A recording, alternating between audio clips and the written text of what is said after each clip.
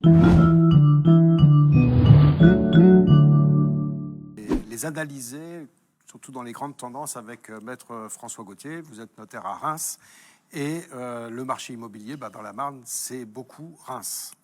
Oui, bonsoir Sébastien. Oui, on a eu une année 2020 très étonnante.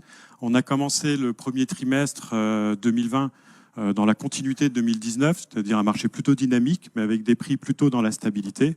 Et puis on a eu le premier confinement. Et là, on ne savait pas du tout sur quoi nous allions repartir ensuite.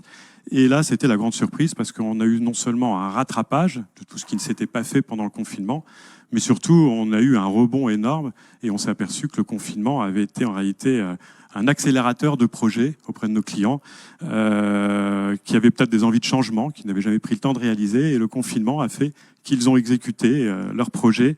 Et ça a abouti à un marché très dynamique en termes de volume de vente notamment. Alors les chiffres ne le retracent pas tout à fait parce qu'on enregistre sur la Marne une baisse de 4% du volume de vente.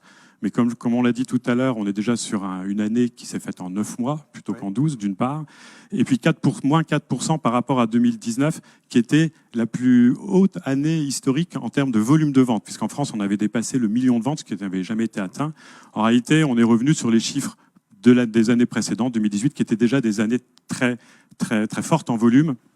Donc là, on est sur une année, en finale, très dynamique, beaucoup de ventes, un marché qui est fluide, des délais de commercialisation qui sont aussi rapides, ce qui montre bien la dynamique du marché et surtout des opérations d'achat-revente de nos clients qui se font dans la fluidité et dans la rapidité. Cette dynamique du marché a forcément créé un déséquilibre entre l'offre et la demande. Et quand on a un déséquilibre d'offre et de demande avec plus de demandes que d'offres, ça se traduit par une hausse des prix. Et là, on a constaté effectivement une hausse des prix sur tout le département, qui est pas négligeable, puisqu'on est dans les appartements anciens à 7% de hausse pour l'année 2020. C'est notable puisqu'on sort de 10 années de relative stagnation. Sur les 10 années précédentes, on avait pu enregistrer 5% de hausse, vous voyez. Et là, on a 7% en un an, ce qui est quand même important. Ça, c'est sur les appartements anciens. Concernant les appartements, les appartements anciens, concernant les maisons, là, la hausse est moins prononcée. On est plus à 3-4% de hausse, mais une hausse néanmoins qui est bien réelle. Les différences de prix sont bien évidemment très différentes au sein du département, au sein des différents territoires, même si la tendance haussière est générale. Cette tendance haussière, on la voit sur Reims, sur les appartements anciens, 8% de hausse. On est sur un prix médian de 2200 € du mètre carré. Alors, ça donne une tendance, évidemment. Ça ne traduit pas les réalités du terrain, puisque dans l'hypercentre de Reims, on va être plus proche aujourd'hui des 3000 €, ce qui n'avait jamais été atteint auparavant. Là, on atteint des records en termes de hausse de prix et de valeur au mètre carré. Et je regardais, il y a des quartiers quand même qui explosent. Jean Jaurès ou Saint-Rémy. Alors, il y a probablement des rattrapages aussi par rapport à des années précédentes. Mais sur certains quartiers et sur certains types de produits, notamment les petites surfaces, effectivement, on va être à plus de 10% de hausse facile sur l'année 2020, effectivement. Épernay et Châlons, on est sur les mêmes principes de hausse. 6% à Épernay, en centre-ville, on est même à plus de 10%, vous voyez, c'est ce que vous disiez. Châlons également, on est à 11% de hausse moyenne sur Châlons, ce qui est quand même important. Avec des prix au mètre carré, Épernay, on est sur une moyenne de 1500 € du mètre carré. Châlons, 1200 €, avec toujours des disparités, évidemment, entre les quartiers. Châlons, dont on prévoyait la mort avec le départ de l'armée, enfin du point de vue de l'immobilier.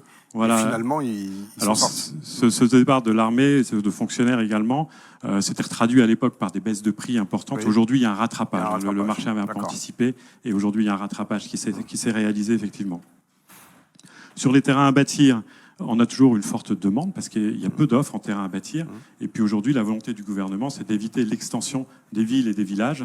Donc on a une pénurie de terrain à bâtir, ce qui explique qu'on est sur des prix élevés de terrain à bâtir. Alors avec une forte disparité entre les terrains à bâtir à proximité des villes. Et là, on peut trouver des terrains à bâtir avec des moyennes de 150 000 € si vous êtes autour de Reims. Plus on va s'éloigner des centres urbains, et là, on va diminuer les prix et arriver ensuite plus sur des prix de 50 000 – 60 000 € dès qu'on s'éloigne des centres urbains. Le profil des acquéreurs, ce qui est intéressant, c'est cette année, on a 20% des acquéreurs qui sont d'origine extérieure à notre département. C'est une hausse parce que sur les précédentes, alors si on regarde sur 10 ans, on a doublé en fait cet apport d'éléments extérieurs. Alors ça, Le confinement y est peut-être pour quelque chose, effectivement. L'attrait du télétravail, c'est vrai qu'aujourd'hui, on constate une nouvelle forme de clientèle qui arrive.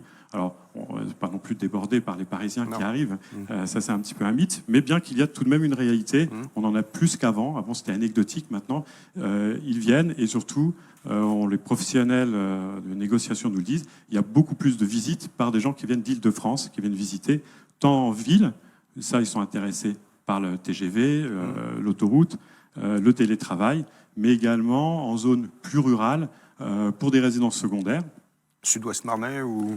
Voilà, tout à fait, Sud-Ouest Marnais, la montagne de Reims, avec le côté tourisme, œnologique, l'œnotourisme, qui attire aussi une nouvelle forme d'investisseurs qui vont investir et qui se reconvertissent dans l'œnotourisme par de la chambre d'hôte, par du Airbnb, on va en reparler après.